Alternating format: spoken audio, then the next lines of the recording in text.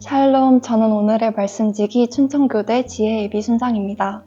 여러분, 하나님과의 교제 시간을 잘 사수하고 계신가요? 저는 게으름에 말씀 읽기와 기도를 미루다가 하나님과 멀어져 있는 제 자신을 발견하곤 합니다. 남은 방학 동안 무엇보다 하나님과의 교제 시간을 최우선으로 지키며 하나님과 동행하시길 축복합니다.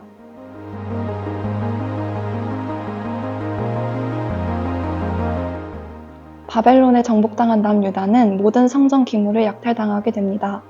바벨론은 솔로몬이 여호와의 성전을 위해 만든 기둥과 받침들을 가져갔고 그 모든 기구의 놋 무게는 헤아릴 수 없을 정도였습니다. 약탈로 인해 무너져버린 성전의 모습은 처참했을 것입니다. 하지만 하나님을 예배하는 거룩한 성전의 본질은 죄악으로 인해 이미 무너진 지 오래였고 그 결과가 마침내 겉으로 드러났을 뿐이었습니다.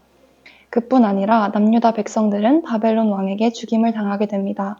바벨론의 시위 대장은 남유다의 제사장들과 왕의 시종들, 그리고 백성 60명 등을 사로잡습니다. 본토를 떠나 바벨론 왕에게 넘겨진 남유다 백성들은 하맛 땅 리블라에서 죽임을 당합니다. 이는 남유다의 죄악에 대한 하나님의 심판의 역사입니다. 남유다 백성들의 끝없는 악행과 우상 숭배에 진노하신 하나님이 바벨론을 통해 그 백성들을 심판하신 것입니다. 남유다를 정복한 바벨론의 느부갓네살 왕은 아히감의 아들인 그달리아에게 남유다 땅의 관할을 맡깁니다. 그달리아는 자신을 찾아온 사람들에게 바벨론 섬기기를 두려워하지 말고 그들을 섬기면 평안할 것이다 라고 이야기합니다.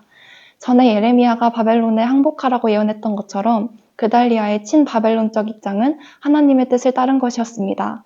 하지만 그에 반발한 친애굽파 이스마엘은 그달리아와 갈대아인들을 죽인 뒤 도망합니다.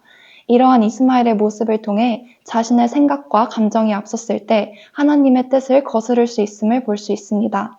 하나님의 뜻을 알고 순종하기 위해서는 먼저 자신의 생각과 뜻을 내려놓는 겸손함이 필요합니다. 지금까지 열왕기하를 묵상하며 끊임없이 악을 행하는 이스라엘 백성들을 보았습니다. 저는 오늘 바벨론을 통해 멸망하는 남유다를 보며 이젠 하나님도 포기하실 만하지 하는 생각까지 들었습니다. 그런데 말씀 마지막 부분에 예상치 못한 내용이 저를 놀라게 했습니다. 남유다의 왕 여호야긴이 바벨론 포로 생활 중에 지극한 대접을 받는 내용이었습니다. 이는 하나님이 다윗과 맺은 언약을 폐기하지 않으시리라는 회복과 희망의 메시지입니다. 이스라엘 백성들은 심판받아 마땅하지만 하나님은 그들을 포기하지 않으셨습니다.